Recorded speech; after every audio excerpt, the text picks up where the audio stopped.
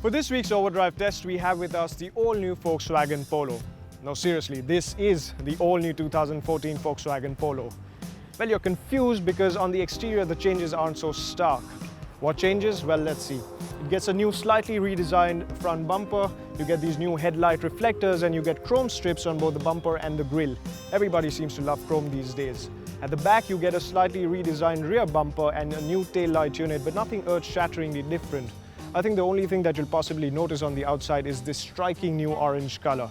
But what I'm really impatient about is to get this onto the road, because the real change is that Volkswagen have given the 2014 Polo an all-new 1.5 litre diesel engine, which we are itching to test.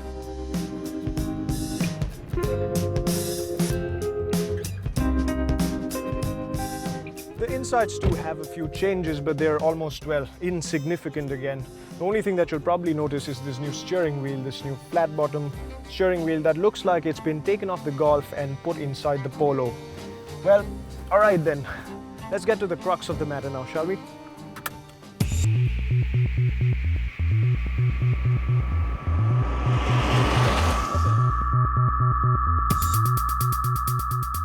What was holding the Polo back until now was its frustratingly weak 1.2 litre 3-cylinder diesel engine. Now, Volkswagen did take care of that with a GT TDI that came with a 1.6 litre diesel from the Vento. It was the car that the Polo should have been from the very beginning, but predictably, the pricing went up quite a bit since the engine no longer fell under the 1.5 litre mark to qualify for the small car excise benefit. So Volkswagen finally had a great small car on their hands, but few people could afford the near 10 lakh on-road price that it commanded. The solution was to build a diesel engine that conformed to the 1.5 litre rule whilst performing nearly as well as the 1.6 litre engine that we grew to love. Enter Volkswagen's all-new 1.5 litre TDI engine that makes 90 PS of max power, and get this, an incredible 230 Nm of max torque that you can get from as low as 1500 RPM. Now, this torque is more than what you get in the more powerful ID Tech engine from Honda that you see on the Amaze and even the Honda City.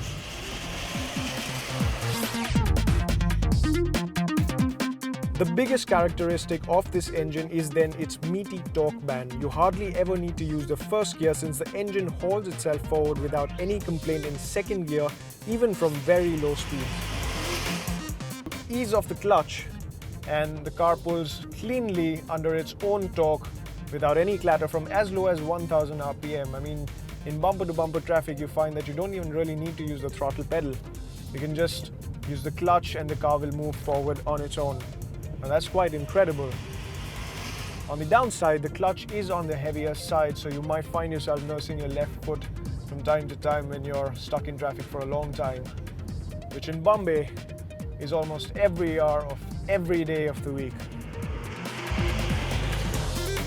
This 1.5 litre engine will be bumped up to 105 PS of max power when introduced to the GT TDI Polo and the Vento, but in its current state of tune, the engine makes 90 PS at 4200 RPM, which is 15 PS less than the current Vento 1.6.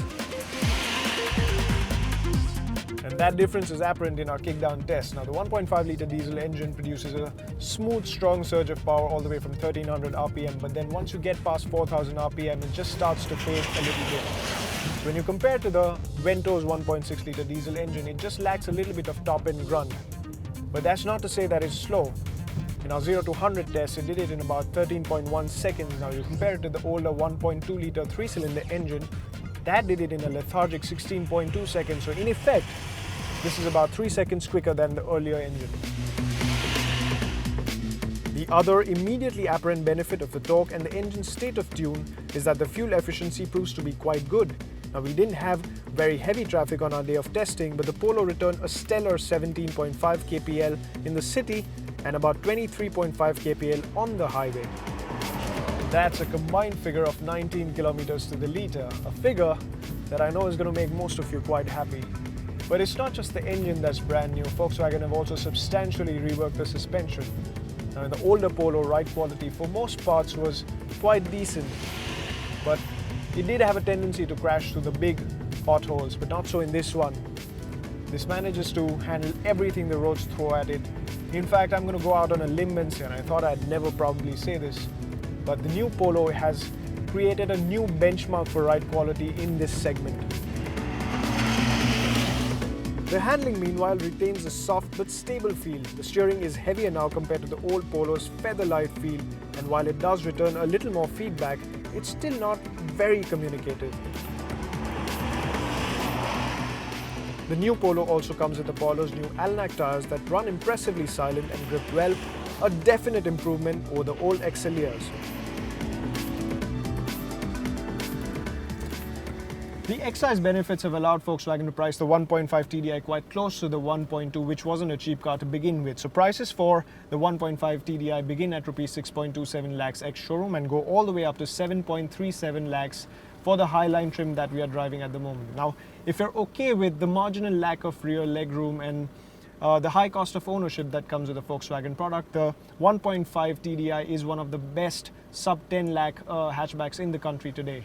But here's the kicker, for about 60 to 70,000 rupees more, you can get your hands on the even better performing GT TDI come September. So hold on to that thought before you go wielding your wallet at the nearest Volkswagen showroom.